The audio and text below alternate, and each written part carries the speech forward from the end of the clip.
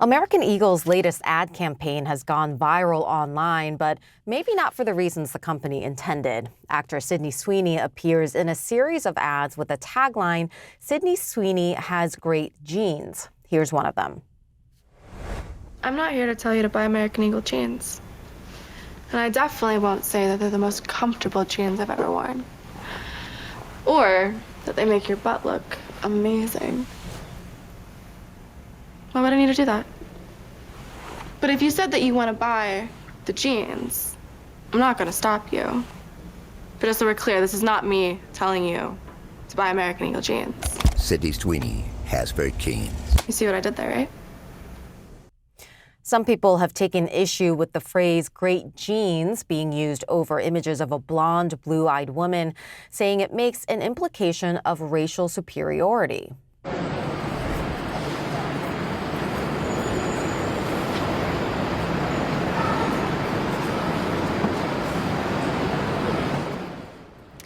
But others are insisting it's not problematic, just a smart bit of advertising. An American Eagle stock rose sharply over the last week as well, prompting the question, is it true that there's no such thing as bad publicity? And joining me now is Marcus Collins, a clinical assistant professor of marketing at the University of Michigan's Ross School of Business. He's also the author of the book For the Culture. Marcus, thank you so much for having this discussion with us this morning. So what do you make of this backlash? You know, critics are saying this is a not at all subtle flirtation with eugenics, or at the very least, a glorification of a certain race. What do you think? I think it's both. The matter at hand is less about political correctness or about political leanings, but more so about meaning making. What does it mean? The idea here is that for some, they see just a sexy ad. To the others, they see a reframing of what makes for good genes, which looks like sort of dog signaling or racial dog signaling. The truth of the matter is that it's both.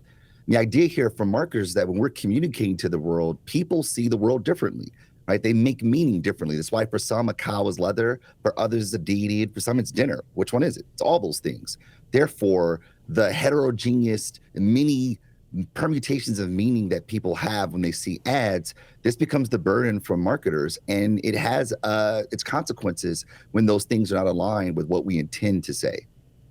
Yeah, and as we were saying before, right after the ads were released, American Eagle stocks jumped up significantly. I know a lot of people really love Sydney Sweeney and her work, but is it also possible that often any publicity, including bad or controversial publicity, can be just really good for business? Well, yes and no. Initially, the stocks went up, but now they're trending downwards because it wasn't a lot of backlash at the onset when the ad came out last week. But this week, well, over the weekend, you start to see the social discourse. And I think this is sort of the important part here, that our intentions as communicators may be one thing, but the way people interpret it is another. It's saying beauty is in the eye of the beholder, while meaning is in the mind of the interpreter. And business can move forward when there is congruence between the communicator and the receiver, but things get a little dicey when those things are incongruent. The other part about this is that American Eagle might make hay with people who see the world the way they do, or at least what the intention may have been, but those who see it differently, I don't think those people are going to be buying, and people like them probably won't buy also. So is it good business? I would say it depends. And given your expertise in marketing, when a company is under fire like this, what do you think is the best thing for it to do? When is a public apology warranted? When is it warranted for a company to pull down an ad campaign? Or can sometimes, making concessions like that actually make things worse? It really boils down to intentions. If your intentions were to say something that was just a double entendre with the word genes, and it's now being perceived differently, then you say, hey, that was not our intention. That's not what we meant.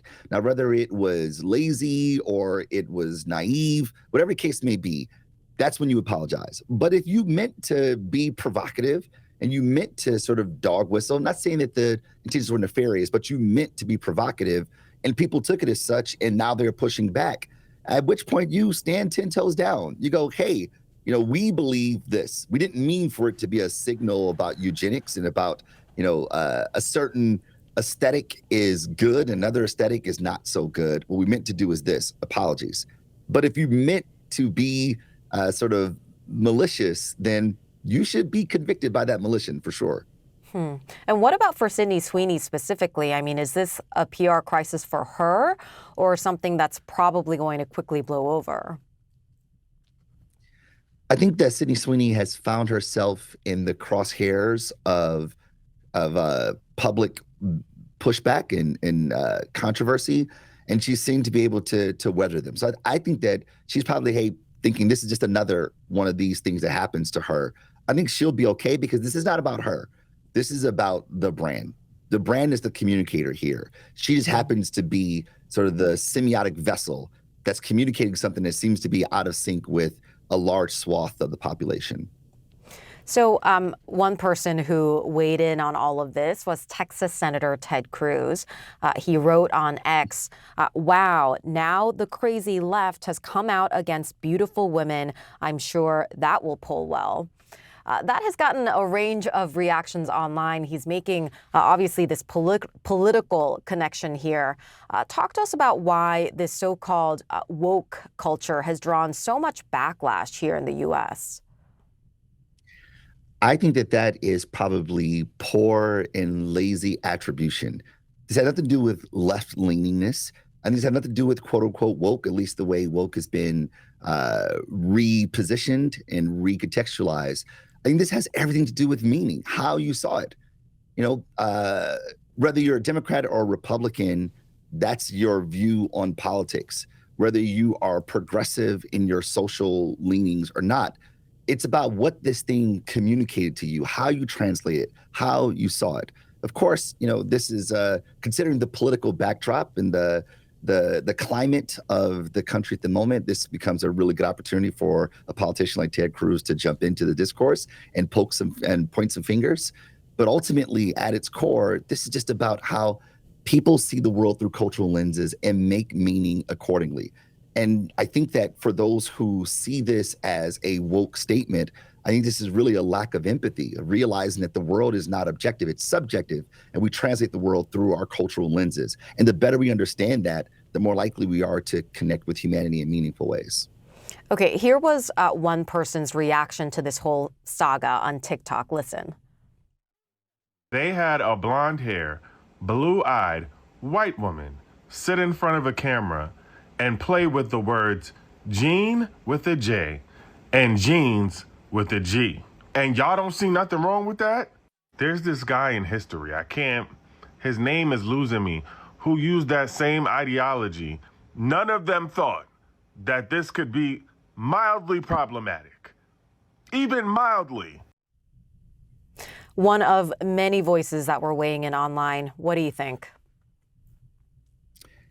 He's not wrong. I would say, though, that for people who see it one way, you can't expect other people to see it likewise, right? I think the idea is that once it is brought to the attention of the public, the notion there is how empathetic can you be? We kind of walk through the world believing that the world is objective and our way of seeing the world is truth. But the truth of the matter is that the world is objective, it's subjective. Things aren't the way they are the way that we are. I think what we're missing here is an empathetic muscle. We're missing empathy here to say, wow, I didn't know that you saw it that way. I didn't realize that for you, a cow is a deity. It's always been a burger to me. I'm sorry you see it that way. I'm sorry I've offended you. But we've gone so far from being human. Our humanity has become so anemic that any other permutation of reality, any other interpretation of reality becomes an affront and also an opportunity for us to fight, to continue the back and forth that has been sort of at the precipice of this country for quite a while now.